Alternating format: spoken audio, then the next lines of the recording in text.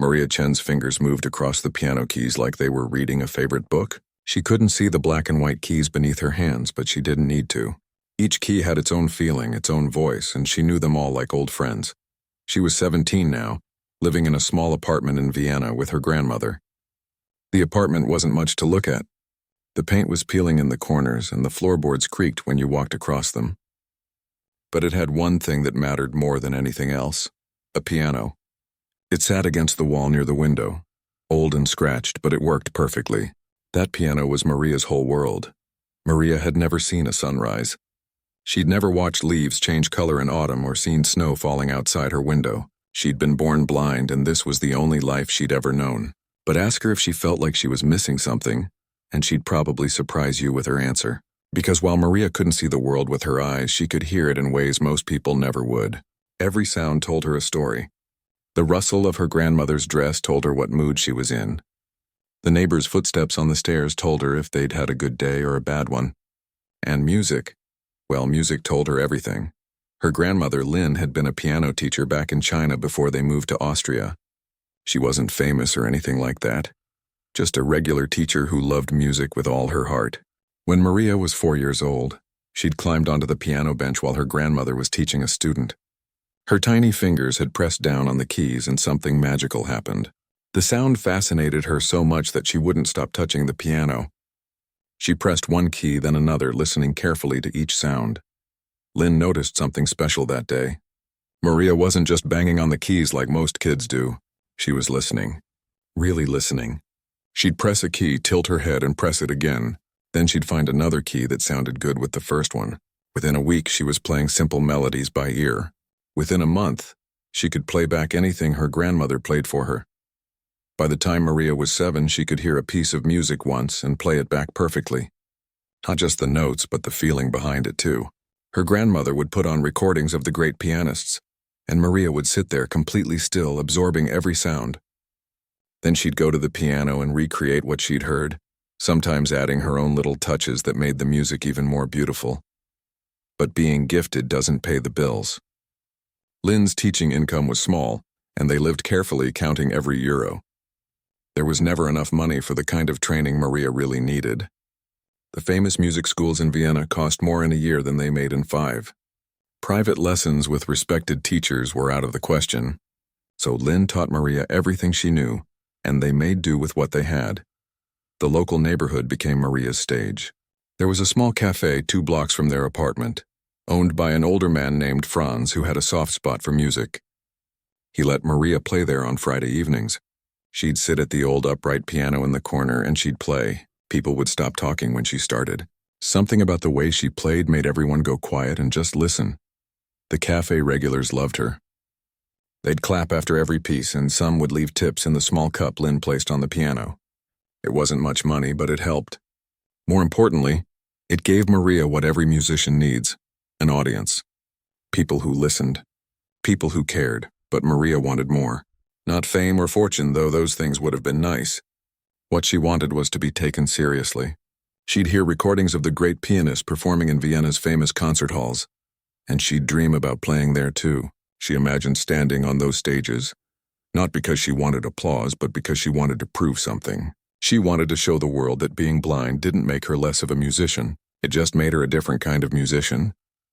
Her grandmother understood this dream, even though it scared her a little. The professional music world could be harsh. It was competitive and sometimes cruel. People had their ideas about what a pianist should be, what they should look like, how they should perform. A blind teenager from a poor neighborhood didn't fit that picture. Still, Lynn encouraged her granddaughter's dreams.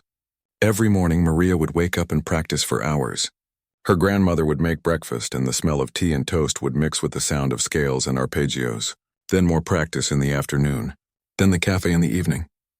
Then more practice before bed. Maria's hands had grown strong from all those hours at the piano. She had calluses on her fingertips that most pianists her age wouldn't have yet. But she never complained. Playing the piano wasn't work to her. It was breathing. It was living. Sometimes late at night, she'd play very softly so she wouldn't bother the neighbors. These were her favorite moments. Just her and the piano, creating sounds in the darkness that everyone else lived in at night too. In those moments, she didn't feel different from anyone else. In those moments, she felt free. Her grandmother would often sit in the small chair near the window listening. Sometimes Lynn would cry, though she tried to hide it. These were happy tears, the kind that come when you see someone you love doing what they were born to do. Maria could always tell when her grandmother was crying, though. She'd hear the slight change in her breathing, the small sniffles she tried to suppress. The two of them had become a team over the years. Lynn described the world to Maria in ways that helped her understand what she couldn't see. She'd tell her about colors by comparing them to feelings or sounds. Red was passionate like fast, loud music. Blue was calm like a slow melody. Maria built a picture of the world in her mind that was different from everyone else's, but it was real to her. People in the neighborhood knew them both. The blind girl and her grandmother, always walking arm in arm to the cafe or the market. Some people felt sorry for them, but that bothered Maria. She didn't want pity. She just wanted a chance. That chance felt very far away sometimes. The gap between playing at Franz's cafe and performing at the Musikverein concert hall seemed impossible to cross. It wasn't just about skill. Maria knew she was good enough. It was about access, about opportunity, about doors that stayed closed to people like her. But Maria had something that no amount of money could buy. She had passion that wouldn't quit. She had music in her soul that demanded to be shared, and she had a belief deep down that somehow, someday, the world would listen. She didn't know it yet, but that day was coming sooner than she thought. Her life was about to change in ways she never expected. Sometimes the biggest moments in our lives arrive when we least expect them, and sometimes they start with the worst possible experience. For Maria, that moment was just around the corner, waiting to test everything she believed about herself and her dreams. The poster appeared at Franz's cafe on a Tuesday morning. Lynn was reading it out loud to Maria over their usual breakfast of toast and tea. Victor Rothstein, one of the most famous pianists in Europe, was coming to Vienna. He'd be holding a master class at the Musikverein, the grand concert hall that Maria had dreamed about for years. Maria felt her heart race. A master class meant he'd be teaching, demonstrating techniques, maybe even taking questions from the audience. This was the kind of opportunity she'd been waiting for. Just being in the same room as someone like Rothstein could teach her so much. There was just one problem. The tickets cost more than they usually spent on groceries in a month. Lynn saw the disappointment on her granddaughter's face. That night, after Maria had gone to bed, the old woman sat at their small kitchen table and counted the money in their savings jar. It had taken her 2 years to save this much. She'd been putting it aside for a new winter coat, since her current one was nearly worn through. But as she sat there looking at the bills and coins, she made a decision. Coats could wait. Dreams couldn't. The next morning, Lynn told Maria they were going to the master class. Maria hugged her grandmother so tight that Lynn had to laugh and tell her to ease up before she broke her ribs. They didn't talk about what the tickets cost, but Maria knew. She always knew when her grandmother sacrificed something for her. The day of the master class arrived 3 weeks later. Maria wore her best dress, the navy blue one they'd found at a second-hand shop. Lynn had pressed it carefully and fixed a loose button. They took the tram to the Musikverein, and with every stop, Maria felt more nervous and more excited. The building itself was overwhelming. Lynn described it as they entered. The tall columns, the golden decorations, the crystal chandeliers hanging from painted ceilings. The smell was different too. Instead of the coffee and cigarette smoke of Franz's cafe, this place smelled like expensive perfume and old wood, and something else Maria couldn't quite name. Maybe it was the smell of history, of all the great musicians who had performed here over the years. They found their seats near the back. The room filled up quickly with people talking in hushed, important voices. These weren't the friendly neighbors from the cafe. These were serious music people, students from the conservatory, professional musicians, wealthy patrons of the arts. Maria felt small suddenly, like she didn't belong here. Then Victor Rothstein walked onto the stage and the room went completely silent. He sat at the piano without saying a word and began to play. Maria leaned forward, listening with every fiber of her being. His technique was absolutely perfect. Every note was precisely where it should be. Exactly the right volume, exactly the right timing. It was like listening to a machine, but a beautiful machine. The piece was complex. Something by Liszt that Maria had heard recordings of but never attempted herself. When he finished, the applause was loud and respectful. Rothstein stood and began his lecture. His voice was deep and confident, the kind of voice that expected people to listen. He talked about technique, about the importance of visual performance, about how a pianist must command the stage with their presence as much as their playing. For 2 hours, Maria absorbed everything. She listened to how he explained difficult passages, how he demonstrated hand positions, how he talked about interpreting the composer's intentions. This was exactly what she'd hoped for. Her mind was racing with new ideas, new approaches to pieces she'd been working on. When the master class ended, people started gathering near the stage. Some students wanted to ask questions. Others just wanted to be close to someone famous. Lynn asked Maria if she wanted to go down there, and Maria hesitated. Part of her wanted to rush to the stage. Another part wanted to leave quietly and practice everything she'd just learned. But then she thought about all the times she'd dreamed of moments like this. All those nights playing softly in their apartment, imagining conversations with great pianists. Her grandmother had spent their savings to give her this chance. She couldn't waste it. They made their way through the crowd. Lynn guided Maria carefully between groups of people. As they got closer, Maria could hear Rothstein's voice answering questions, sometimes sounding patient, often sounding bored. When there was a break in the conversation, Maria spoke up. Her voice came out smaller than she intended. "Excuse me, Mr. Rothstein." She heard him turn toward her. There was a pause, and she knew he was looking at her, at the white cane in her hand. "Yes?" His tone had changed, become cooler somehow. Maria swallowed her nervousness and continued. "I'm a pianist too. Self-taught mostly. I was wondering if you might have time to listen to me play just for a moment. I'd really appreciate any advice you could give me." She heard him move closer. She could smell his cologne, something expensive and sharp. "You're a pianist?" he said. And there was something in his voice that made Maria's stomach tighten. "Yes, sir. I play at a local cafe, and I've been studying recordings of the masters for years.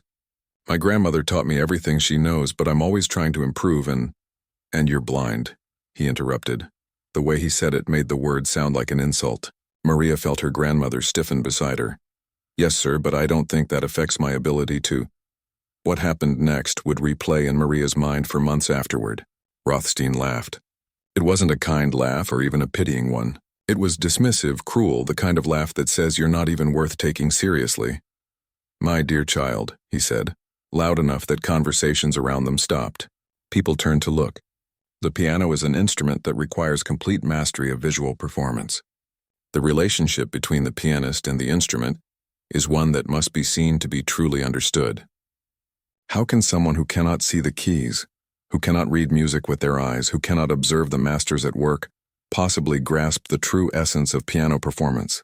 Maria felt her face grow hot. She heard people whispering around them. "I can play anything by ear," she said, trying to keep her voice steady. "I can hear a piece once and reproduce it. I understand music, Mr. Rothstein. I feel it." "Feeling," he said, and the way he said it made it sound like a weakness, "is no substitute for technique and visual artistry.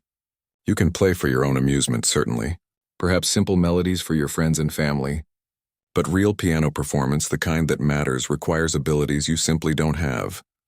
He paused, and Maria heard him turn away, already dismissing her, but he added one more thing, almost as an afterthought. "I suggest you find a more suitable hobby. The piano is not for everyone." Then he was gone, moving on to talk to someone else, leaving Maria standing there with what felt like 100 pairs of eyes on her. She heard her grandmother's sharp intake of breath, felt the old woman's hand tighten on her arm. "We're leaving," Lynn said, her voice shaking with anger. But Maria couldn't move. She stood there, frozen, as the words replayed in her head.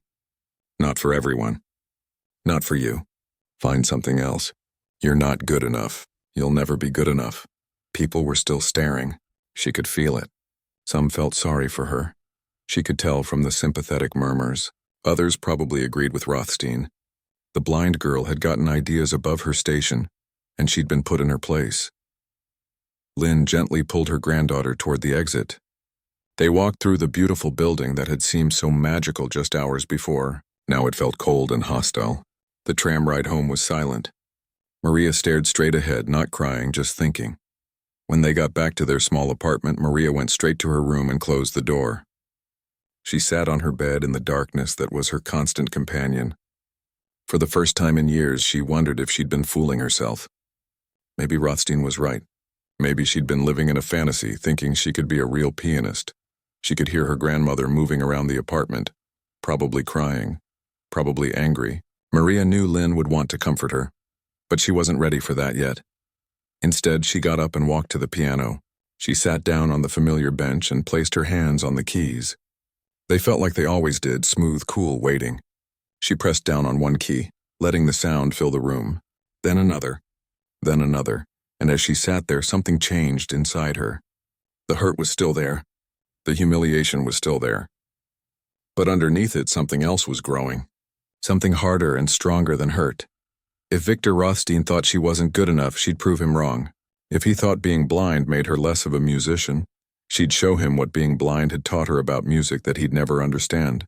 She didn't know how yet, but she'd find a way. Maria didn't sleep that night. She sat at the piano for hours, playing piece after piece, pushing herself harder than she ever had before. Her fingers moved faster, pressed deeper, reached further. Every note was a response to Rothstein's words. Every chord was an argument against his dismissal. By morning, her hands ached and her back was stiff, but her mind was crystal clear. She knew what she had to do. She just didn't know how to do it yet. Lynn found her still at the piano when the sun came up. The old woman had barely slept either, spending most of the night angry at herself for putting her granddaughter in that situation. But when she saw the look on Maria's face, she knew something had shifted. "I'm going to prove him wrong," Maria said simply. Lynn pulled up a chair and sat beside her. How, that was the question, wasn't it? Maria couldn't just walk into another master class or show up at a concert hall demanding to be heard. The world didn't work that way, especially not for poor teenagers with disabilities. She needed a plan, an opportunity, a stage. The answer came from an unlikely source. Franz, the cafe owner, mentioned it casually on Friday night when Maria came to play her usual set. He was reading the newspaper while she sat up at the piano. "Says here there's going to be a big charity concert next month," he said. "All the fancy people will be there. Victor Rothstein is performing. They're trying to raise money for the children's hospital." Maria's hand stopped moving on the keys. "Rothstein is performing. Right here in Vienna, at the Musikverein again. Big event. Tickets are expensive, of course. Not for people like us, but Maria wasn't thinking about tickets. She was thinking about the concert itself. If Rothstein was performing there, then that was where she needed to be. Not in the audience this time. On the stage, the idea seemed impossible. But then again, so did most things worth doing. That night, Maria asked her grandmother to help her research the charity concert. Lynn made phone calls and asked questions around the neighborhood. They learned that the concert was organized by Baroness Helena Adler, a wealthy woman who had lost her own daughter to illness years ago and now dedicated her fortune to helping sick children. Maria spent 3 days composing a letter in her mind, revising every word until it was perfect. Then she dictated it to her grandmother, who wrote it down in her careful handwriting. The letter told the Baroness about Maria's love of music, about her dream of performing, about what had happened with Rothstein. But it wasn't a letter asking for pity. Maria made that clear. She wasn't writing because she felt sorry for herself. She was writing because she believed that music belonged to everyone, regardless of whether they could see or walk or hear perfectly. She wanted to perform not to embarrass Rothstein, but to show that talent and passion mattered more than physical ability. At the end of the letter, Maria made a simple request.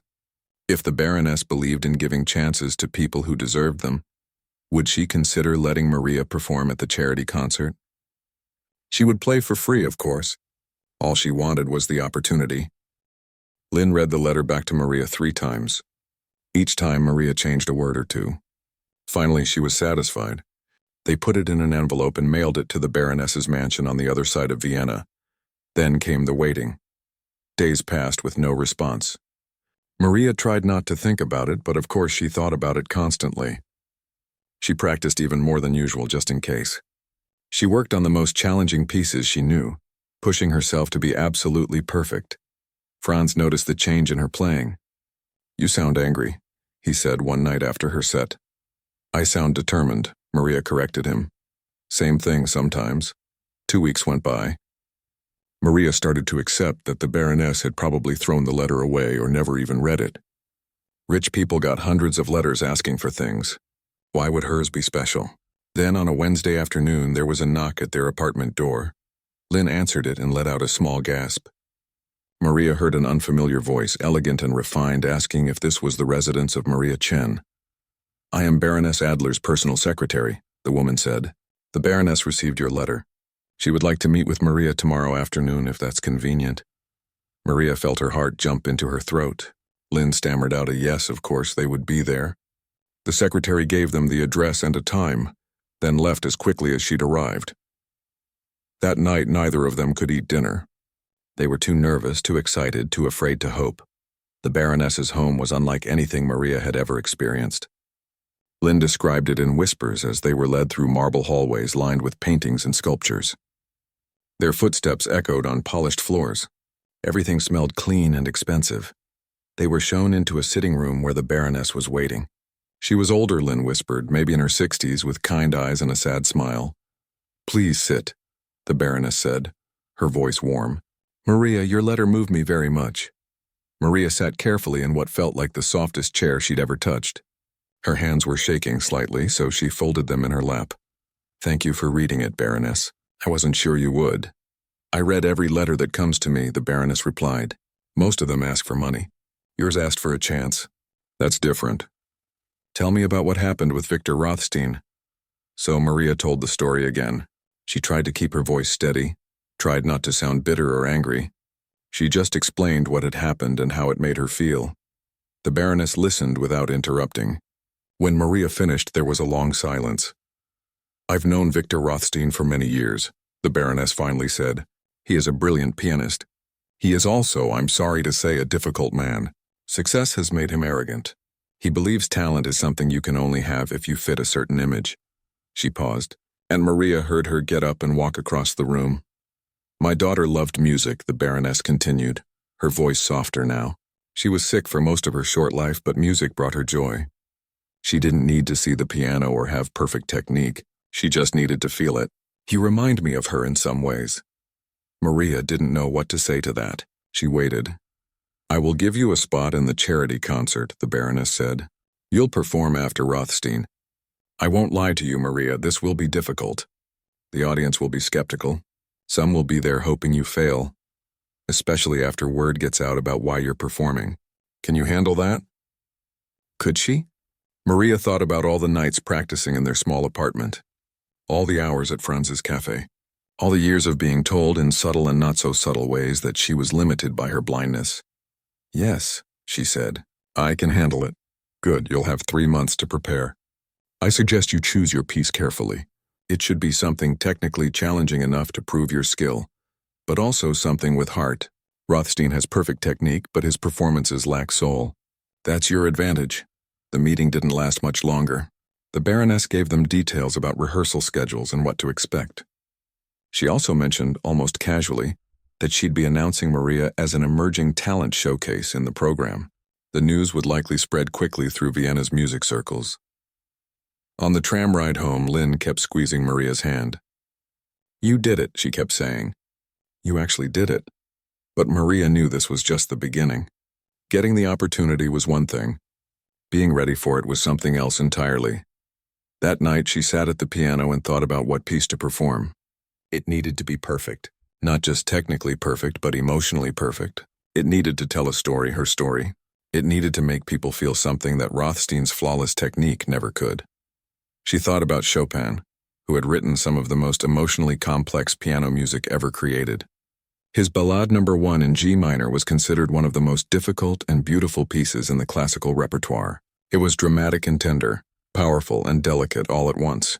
It told a story without words. That was the one.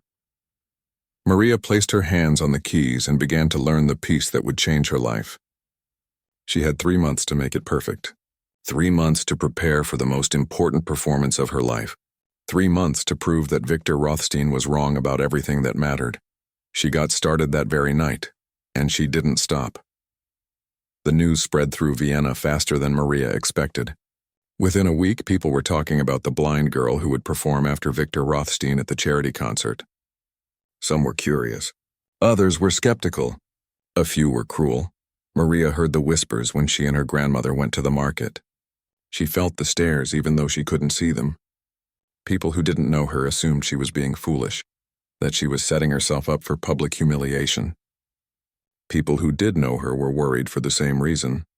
Franz tried to be encouraging, but even he seemed nervous. "Are you sure about this?" he asked one evening at the cafe. "It's a lot of pressure playing after someone like Rothstein." "I'm sure," Maria said, though her stomach was in knots. The truth was, she wasn't sure at all. She was terrified. But she'd made her choice, and there was no going back now. The 3 months of practice were the hardest of Maria's life. Chopin's Ballad No. 1 was a monster of a piece. It started quietly, almost gently, then built into passages that required her fingers to fly across the keys at impossible speeds. There were moments of crushing sadness and moments of wild joy. The piece lasted nearly 10 minutes, and every second of it demanded absolute concentration. Her grandmother helped however she could. Lynn would listen to Maria practice the same section over and over, 50 times, 100 times, until it was perfect. She'd make tea when Maria's hands cramped up. She'd remind her to eat when Maria forgot about food entirely. But even with all that support, there were moments when Maria wanted to quit. Late at night, when her fingers ached and her head hurt from concentrating so hard, she'd wonder if Rothstein had been right. Maybe she was fooling herself. Maybe being blind really did mean she'd never be good enough. Those were the moments when she'd think about that day at the Musikverein, about the sound of Rothstein's cruel laugh, about the way he'd dismissed her like she was nothing. And that anger, that determination, would push her forward again. 6 weeks before the concert, a journalist came to interview her.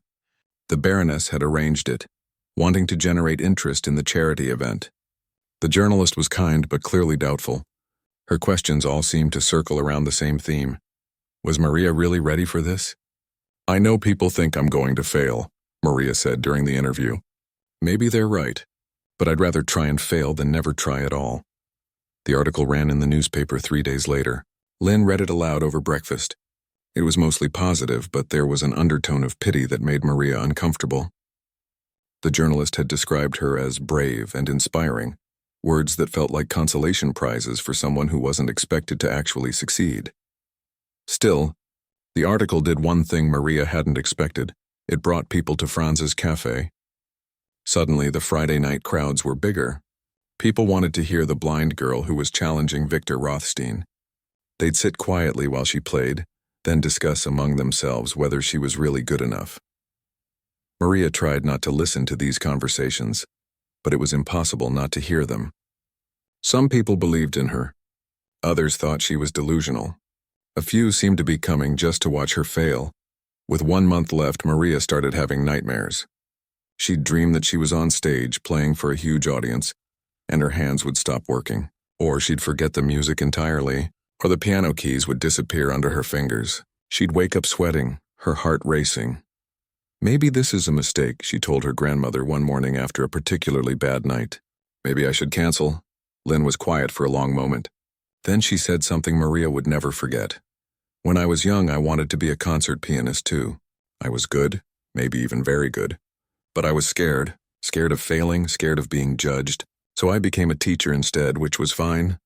But it wasn't my dream. I've spent my whole life wondering what might have happened if I'd been brave enough to try." She took Maria's hand. "Don't be like me. Be brave enough to try." So Maria kept practicing. 2 weeks before the concert, the Baroness arranged for her to rehearse at the Musikverein itself, to get used to the space. When Maria walked into that grand hall again, she felt a mix of emotions she couldn't quite name. Fear, excitement, a strange sense of coming full circle. The piano on stage was beautiful. Lynn described it as a glossy black grand piano, enormous and pristine.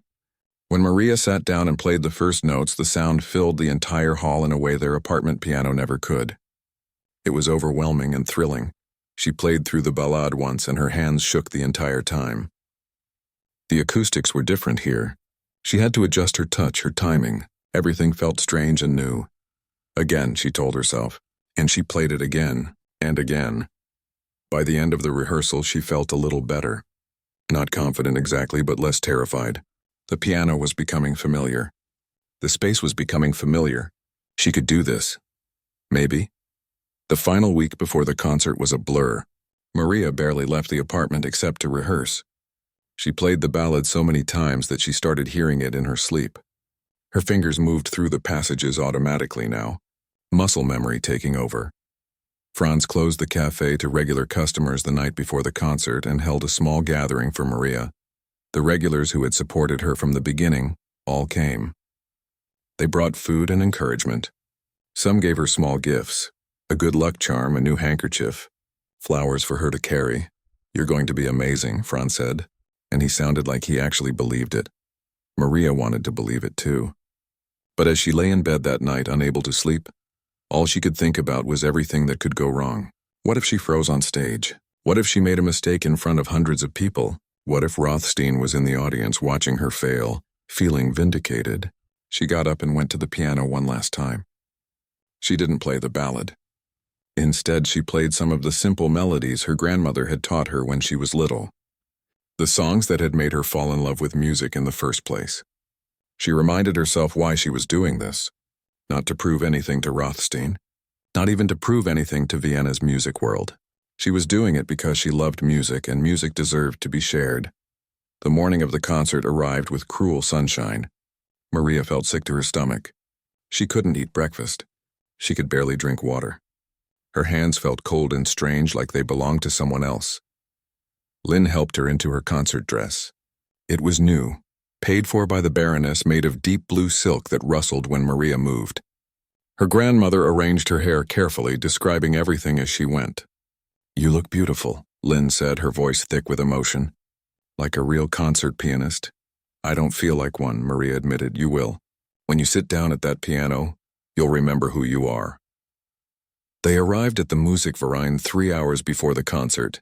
The building was already bustling with activity. Concert staff rushed around making final preparations. The Baroness met them backstage, calm and reassuring. "The hall is sold out," she told Maria. "Everyone wants to see this." Maria's stomach dropped.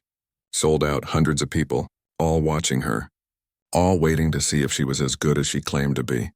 The hours crawled by. Maria sat in the small dressing room backstage, trying to stay calm. She could hear the audience arriving, their voices creating a low buzz that seeped through the walls. She ran through the ballade in her mind, note by note, making sure she remembered every detail. Then she heard the announcement. The concert was beginning. The audience quieted down, and then she heard it, the applause as Victor Rothstein walked onto the stage. Maria's hands started shaking. This was real. This was happening. In less than an hour, she'd be out there too. She heard Rothstein begin to play. His piece was Rachmaninoff's Piano Concerto No. 2, one of the most beloved and technically demanding pieces in the repertoire. And he was playing it brilliantly. Maria could hear it even through the walls. Every note was perfect, every phrase shaped beautifully. The audience was silent, mesmerized. When he finished, the applause was thunderous. It went on and on. Maria heard people shouting, "Bravo!" She heard the genuine admiration in their voices.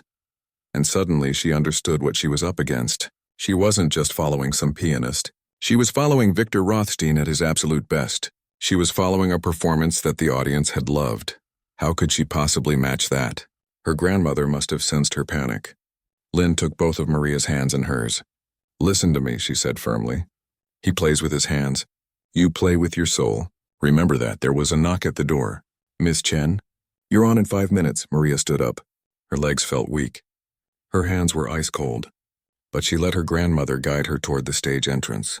She could hear the announcer's voice now, introducing her to the audience. She heard her name, heard the word blind, heard scattered applause mixed with uncertain murmurs. Lynn squeezed her hand one last time. "Go show them," she whispered. And then Maria was walking onto the stage, guided by a staff member who led her to the piano bench and then quietly disappeared. She sat down, alone in front of hundreds of people she couldn't see. The audience went silent, waiting. Maria placed her hands on the keys. They were cool and smooth and familiar. For just a moment, everything else disappeared. It was just her and the piano, like all those nights in their small apartment. She took a deep breath, and she began to play.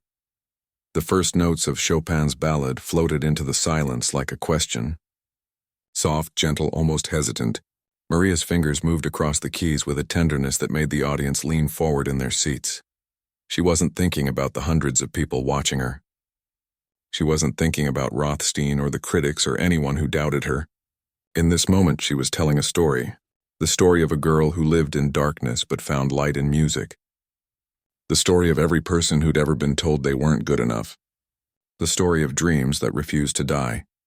The opening section built slowly, each phrase flowing into the next like water. Maria's hands knew exactly where to go, but it was more than memory. She was feeling the music, living inside it. The piano wasn't just an instrument anymore. It was her voice speaking words that couldn't be said any other way. Then came the first dramatic shift. The music grew darker, more urgent. Her left hand played deep, rumbling notes while her right hand raced up the keyboard. This was the struggle, the pain, the moments when giving up seemed easier than going on. Her fingers pressed harder into the keys, drawing out every ounce of emotion the piano could give. In the audience, people sat completely still. Some had come expecting to cringe, to feel embarrassed for this blind girl who'd bitten off more than she could chew. But what they were hearing wasn't amateur playing. This was something else entirely. An elderly music critic who'd heard thousands of performances in his lifetime felt tears prick his eyes. He'd listened to Rothstein's technically perfect performance and admired it. But this was reaching into his chest and squeezing his heart.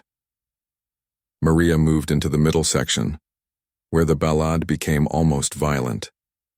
Her hands flew across the keys, playing passages that most pianists struggled with. But she wasn't struggling. She was pouring everything she had into the music.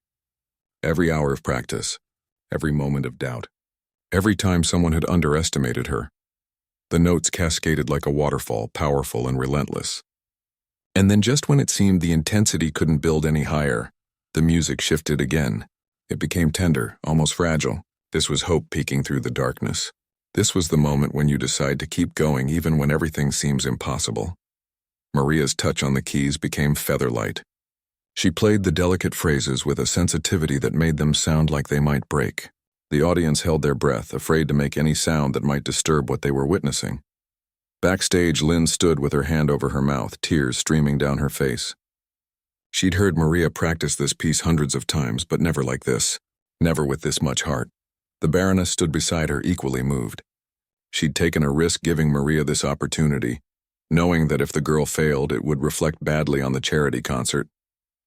But she'd also believed that Maria deserved a chance. Now she knew her instinct had been right. Even some of the concert staff, people who worked at the Musikverein and had heard the world's greatest pianists perform, stood transfixed. One of them whispered to another, "In 30 years working here, I've never heard anything like this." Maria continued through the piece, each section flowing naturally into the next. She hit every note perfectly, navigated every technical challenge with ease. But technique was almost beside the point now. What mattered was the raw emotion pouring out of the piano. She was making people feel something that transcended music theory or perfect execution. She reached the recapitulation, where the opening theme returned, transformed. It was the same melody, but deeper now, wiser, as if it had been through a journey and come back changed. Maria played it with a maturity that seemed impossible for someone her age. But maybe that's what hardship does. It ages you in ways that time alone never could. The final section approached. This was the most technically demanding part, where both hands had to work in perfect coordination at breakneck speed. Maria's training took over, her muscle memory guiding her through passages she'd practiced until they were part of her. But she wasn't just executing notes. Every single one still meant something. The building tension, the racing toward a conclusion that felt both inevitable and surprising. The music climbed higher and higher, louder and more intense. And then came the final cascade, a dramatic flourish that led to the last chord. Maria put everything she had left into that chord, letting it ring out into the hall. The sound filled every corner of the space, hanging in the air like something sacred. Then silence. Complete, absolute silence. Maria sat at the piano, her hands still resting on the keys, breathing hard. For a moment, nothing happened. The quiet stretched on so long that a terrible thought crossed her mind. Had she done something wrong? Had she failed? Then the applause started.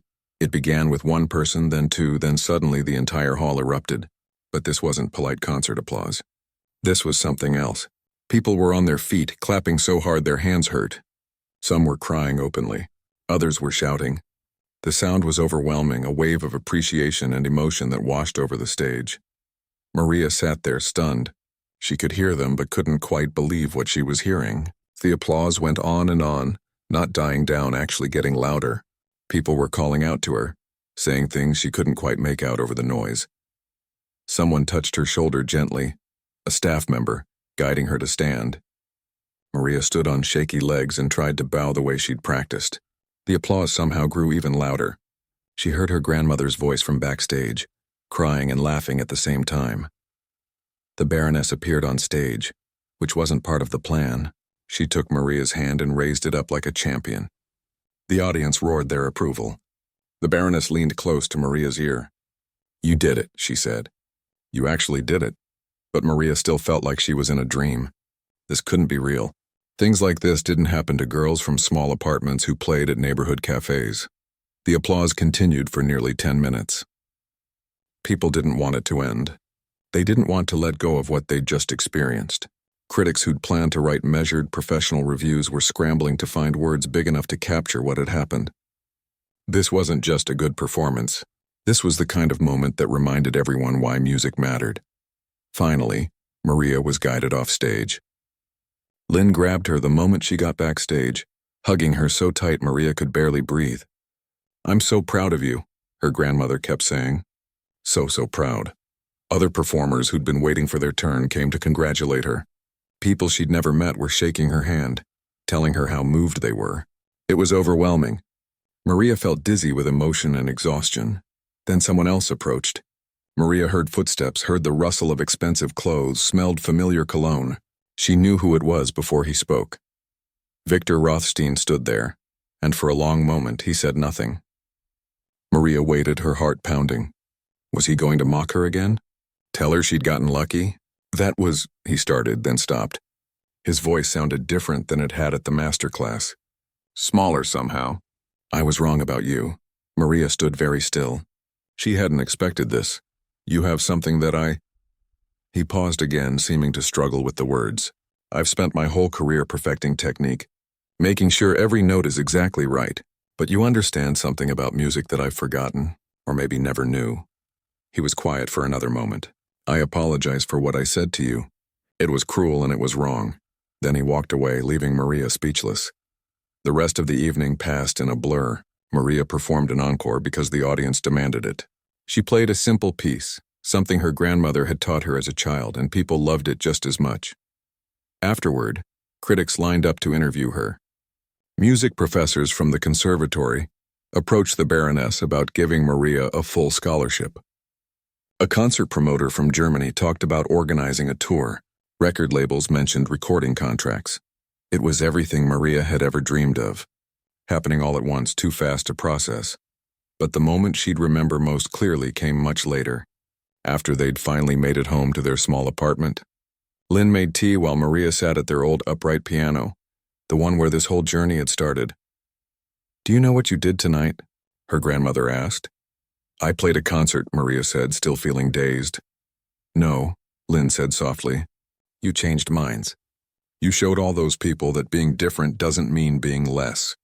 You proved that music isn't about what you can see. It's about what you can feel and what you can make others feel." Maria ran her fingers over the familiar keys of their old piano. All those years of practice in this tiny apartment. All those nights dreaming of stages she'd never thought she'd reach. All those moments of doubt. It had all been worth it. In the following weeks, Maria's life transformed completely. The scholarship to the Vienna Conservatory, concert bookings across Europe, interview requests from magazines and newspapers, a recording contract with a major label. But through it all, she stayed grounded. She still played at Franz's cafe sometimes because those people had believed in her first. She still practiced in the small apartment because that piano held too many memories to abandon. The blind girl who'd been jeered by a famous pianist had made the world listen. Not by being perfect, but by being true. Not by seeing the keys, but by feeling the music. And that made all the difference.